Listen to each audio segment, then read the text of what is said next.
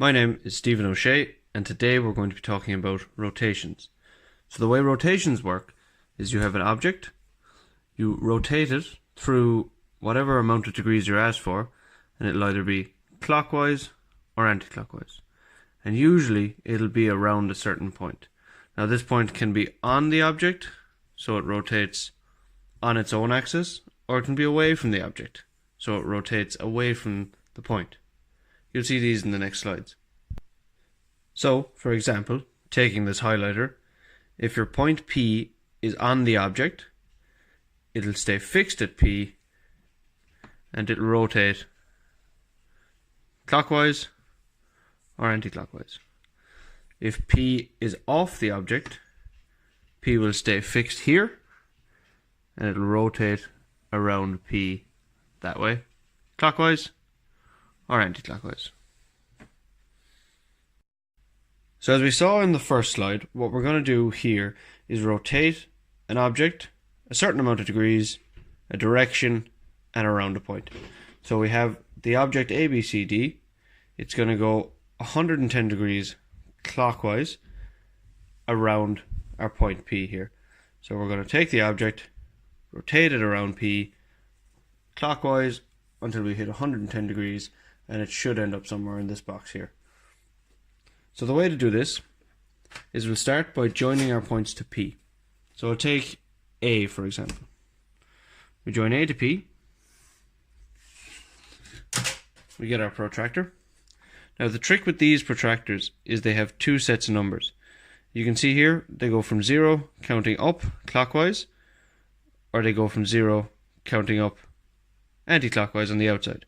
So what we're working with is the inside one, where we have our 0 mark and we're going 110 degrees clockwise, which on the outside here is actually 70 degrees anti-clockwise. So we'll see it here. Put their center on P, line up the 0 mark with the line we've just drawn to A, go all the way around until we hit our 110, which is out here. So what we do then is join P to this new mark, and if we take our compass, put it on P, set it to the distance from P to A, and then swing this arc all the way around, it'll hit our new line,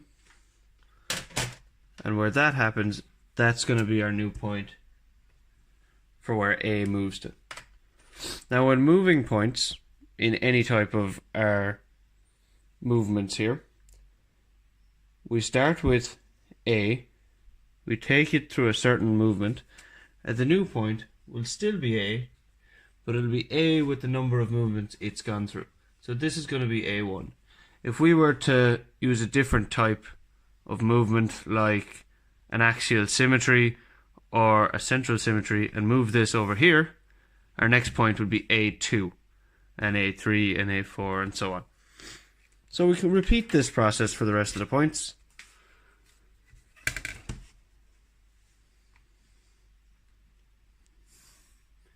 B to P,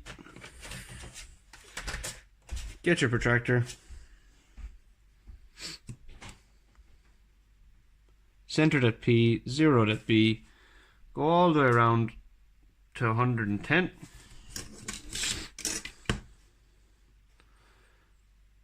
Join P, out,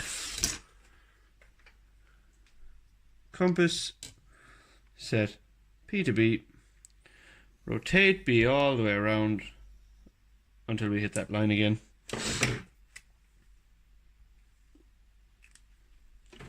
And that'll give us B again. And because it's gone through a movement, B1. Do the same for C and D. Just going to do these at the same time to speed it up a little bit.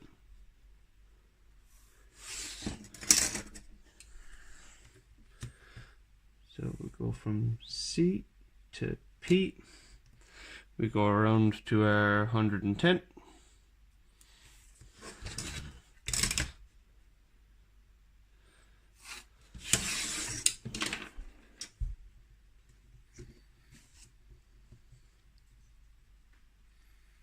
see all the way around till it hits there. And then we get a protractor for D all the way around 110.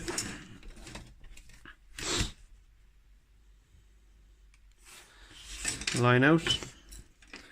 Compass, again, set P to D all the way around until it hits our line. And what we've done here, we should have a point here where that hit, and a point here where that hit. And as we know, this is C1, and this is D1. And what we can draw in here now is our image by joining the dots.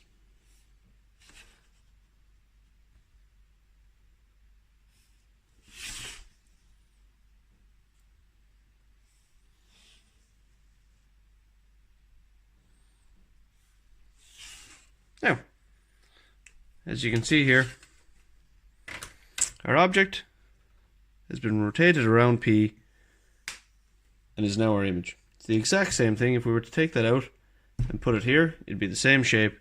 It's just gone through a rotation of 110 degrees clockwise around point P.